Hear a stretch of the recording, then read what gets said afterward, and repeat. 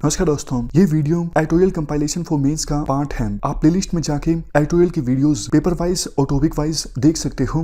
और अगर आप दिसंबर 2019 के बाद की वीडियोस को देखना चाहते हो तो वीडियो के नीचे मौजूद ज्वाइन बटन की सहायता से आप मेंबरशिप को ज्वाइन कर सकते हो।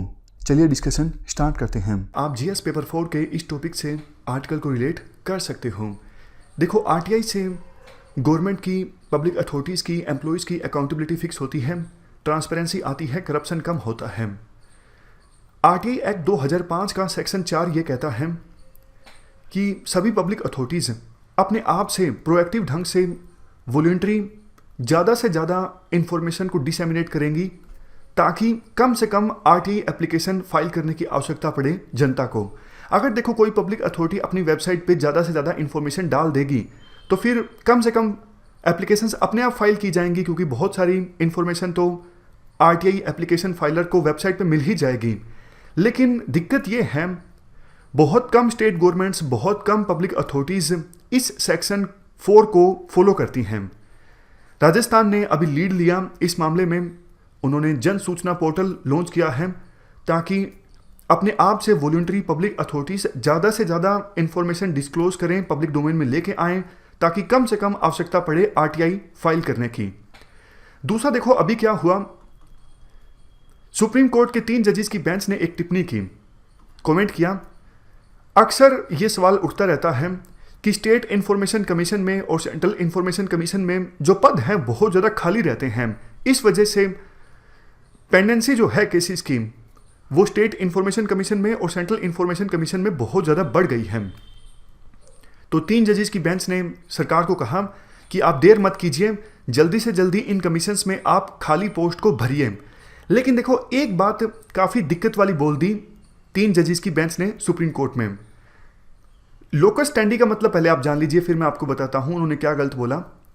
लोकस स्टैंडी का मतलब होता है जिसके पास कोर्ट में अपीयर होने का अधिकार हो। जैसे मैं आपको एग्जाम्पल देता हूं, अपना चैनल हैक हो गया, तो देखो ये मामला जाता है कोर्ट में, तो चैनल का जो ओनर है उसे कोर्ट में अपीयर होने का अधिकार है, क्योंकि उसे तो सीधा सीधा नुकसान हुआ है। इवन देखो, आप सब लोग चैनल के मेंबर हो, आपके पास भी अधिकार है, क्योंकि आपको भी नुकसान हुआ है, आप भी अपीयर हो सकते हो कोर्ट में, क्योंकि आपका लोकस स्टैंडी है, आपको नुकसान हुआ है, पढ़ाई खराब हुई है, तो आप कोर्ट को जाके बोल सकते हो कि इस वजह से, पढ़ाई खराब होने की वजह से हम कोर्ट में अपीयर हो रहे हैं।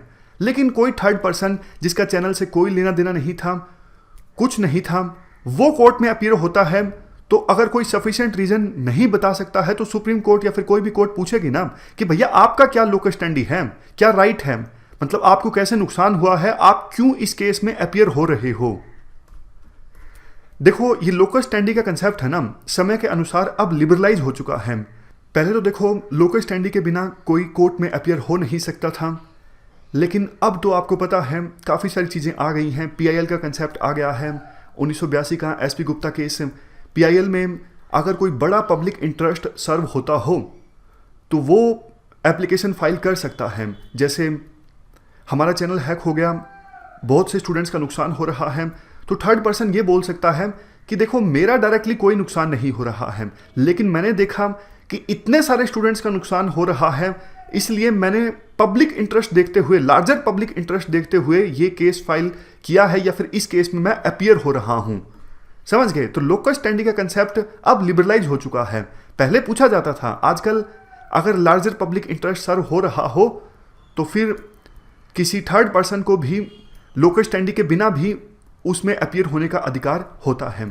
तो ये हमने एग्जाम्पल की सहायता से लोकस स्टैंडी का मतलब समझ लिया। तो अब किया क्या, मतलब क्या बोला सुप्रीम कोर्ट की 3 जजेस की बेंच ने? उन्होंने ये टिप्पणी की कि ना आजकल आरटीआई ज़्यादा फाइल की जाती है, ऐसे लोगों के द्वारा आरटीआई फाइल की जाती है जिनके पास कोई लोकस स्टैंडी नहीं होता, मतलब उनका कोई डायरेक्ट लेना देना नहीं है उस चीज़ से जिससे संबंधित उन्होंने आरटीआई एप्लीकेशन फाइल की है, और ये पब्लिक स्पिरिट में भी नहीं होता, बस उनके द्वारा वैसे ही आरटीआई फाइल की जाती है, इसलिए ऑफिशियल्स में डर होता है और वो जल्दी से रिप्लाई देते नहीं, पैरालिसिस आ जाता है। तो इसके जवाब में आर्टिकल में ये बोला जाता है कि देखो, आरटीआई एक्ट का सेक्शन 6 क्लास 2 साफ तौर पर यह कहता है कि लोकस स्टैंडी की होने की आवश्यकता है ही नहीं आरटीआई के तहत इंफॉर्मेशन मांगने के लिए। मतलब यहाँ पर देखो, आरटीआई साफ तौर पे मना करता है कि कोई लोकस स्टैंडी की आवश्यकता नहीं है, आप बिना लोकस स्टैंडी के भी आरटीआई फाइल कर सकते हो। लेकिन दिक्कत यह है, अब सुप्रीम कोर्ट की 3 जजेस की बेंच ने कमेंट कर दिया, आगे से पब्लिक अथॉरिटीज इंफॉर्मेशन डिनाई करना स्टार्ट कर देंगी। वो बोलेंगी कि लोकस स्टैंडी आपका नहीं है, पहले आप साबित करो कि आपका क्या लेना देना है, इससे कैसे आपका जो इंटरेस्ट है वो इन्वॉल्व है, तब जाके हम आपको आरटीआई के तहत रिप्लाई करेंगे। तो ये आरटीआई एक्ट के अगेंस्ट होगा। तो सुप्रीम कोर्ट के 3 जजेस की बेंच को ये लोकस स्टैंडी वाली बात नहीं बोलनी चाहिए थी, क्योंकि ये तो आरटीआई एक्ट में साफ तौर पर लिखा ही हुआ है कि लोकस स्टैंडी की आवश्यकता नहीं है आरटीआई फाइल करने के लिए। इस डिस्कशन में फिलहाल इतना ही है। Thank you very much for discussion.